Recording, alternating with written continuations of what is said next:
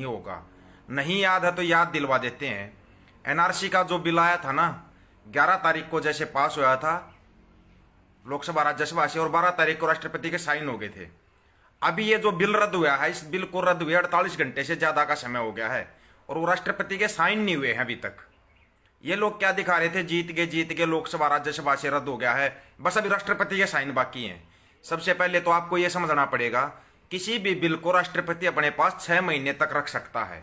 6 महीने रखने के बाद उसको वापिस लोकसभा और राज्यसभा में भेजेगा। उसके बाद फिर अगर रद्द होता है तो ठीक है, नहीं रद्द हुआ तो वो बिल लागू हो जाता है। इस चीज का कितनों को पता होगा? मेरे को नहीं लगता सभी को इस बारे में पता होगा। और ये लोग क्या कर रहे हैं, जीत गए वापिस चलो। वापिस चलने का अभी कोई भी मतलब नहीं है। पहली बात तो अभी तक पूरी तरीके से ये बिल ही रद्द नहीं हुए हैं। जो ये बोल रहे हैं ना हम जीत गए हैं, चलो एक लड़ाई जीत ली, पहली बात तो लड़ाई तो चल रही है भाई। लड़ाई की पूरी जीत है ना, पूरी जीत जब होगी राष्ट्रपति के साइन हो जाएंगे, बिल रद्द हो गया। नंबर 1 बात। नंबर 2 बात, जो केस लगे हुए हैं, जैसे हरियाणा में 50,000 प्लस केस हैं, सभी केस इन्होंने वैसे तो दिखा दिया, ठीक है, केस वापसी की कानूनी प्रक्रिया कर रहे हैं।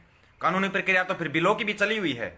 जो बिल रद्द हो रहे हैं ना, उनकी भी कानूनी प्रक्रिया चली हुई है और ये कानूनी प्रक्रिया लटका देंगे।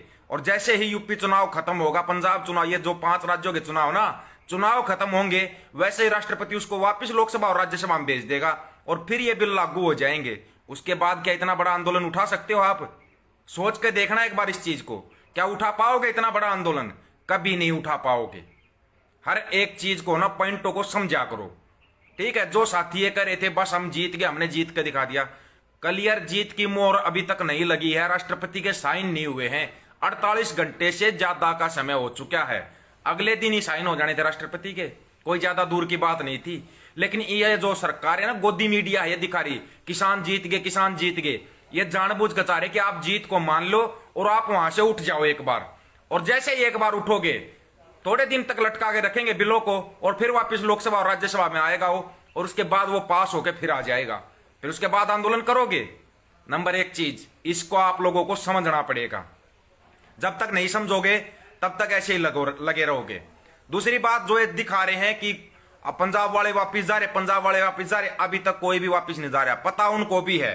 जो ये केस लगे हुए हैं हरियाणा में, पंजाब में और दिल्ली में भी केस लगे हुए हैं, जब तक ये केस पूरे रद्द नहीं हो जाते, 2016 के भुगत भोगी हरियाणा वाले, इनको अच्छी तरीके से पता। और 50,000 प्लस केस, मतलब के 50,000 परिवार कोर्ट के चक्कर काटते रहेंगे। उनकी जिंदगी तो कोर्ट के चक्कर काटने में निकल जाएगी। वो केस रद्द। सबसे बड़ी और अहम बात, एमएसपी गारंटी कानून। अब आते हैं असली बात के ऊपर। एमएसपी चाहिए पूरे देश को।